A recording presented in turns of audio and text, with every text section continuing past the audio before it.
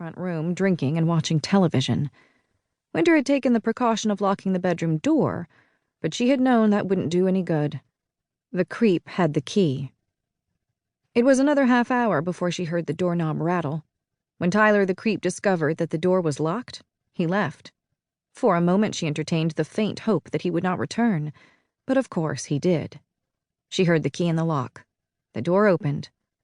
The creep was silhouetted against the light of a hallway fixture, a balding, big-bellied man dressed in an undershirt and trousers. He didn't see her sitting there in the shadows of the upper bunk. He moved into the room, heading toward the lower bunk. He reached down and started to pull the covers off Alice's thin, huddled body. "Go away, Mr. Tyler," Winter said. She switched on the penlight and began to move it in an intricate pattern. "You're not supposed to be here. You don't want to be here." She kept her voice calm, soothing but firm. Startled, Tyler halted and instinctively averted his gaze from the narrow beam of light. "What the hell?"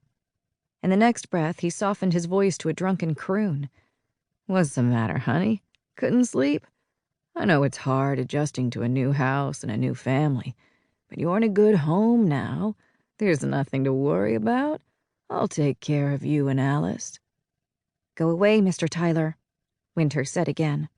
She kept the penlight moving, faster now. Tyler was distracted by the light.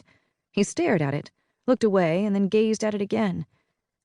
"I'm going to take poor little Alice to my bedroom," he said. "She's afraid to be alone." "Alice is not alone," Winter said.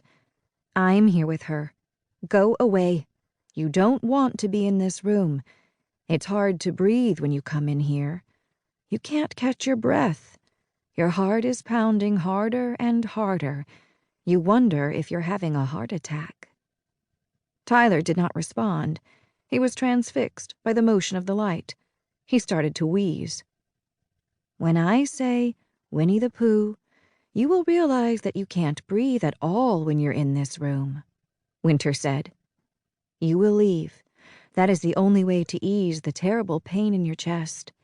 If you stay in this room, you will have a heart attack. Do you understand?" "Yes." Tyler's voice was now that of a man in a trance, expressionless. The rasping and wheezing got louder. "Winnie the Pooh," Winter said, in a tone of soft command. Tyler came out of the trance gasping for air.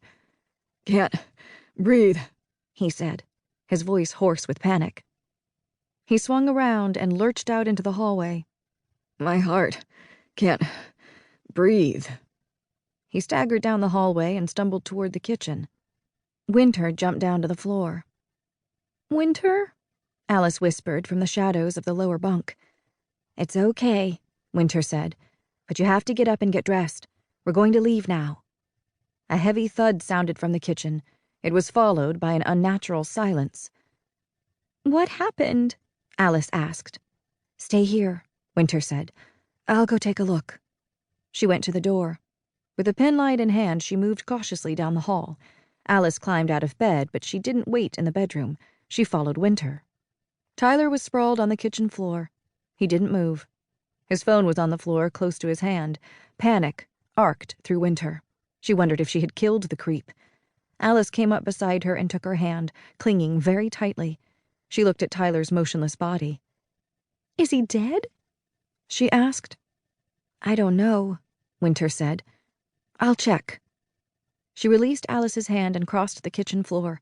She stopped a short distance away from Tyler and tried to think about what to do next.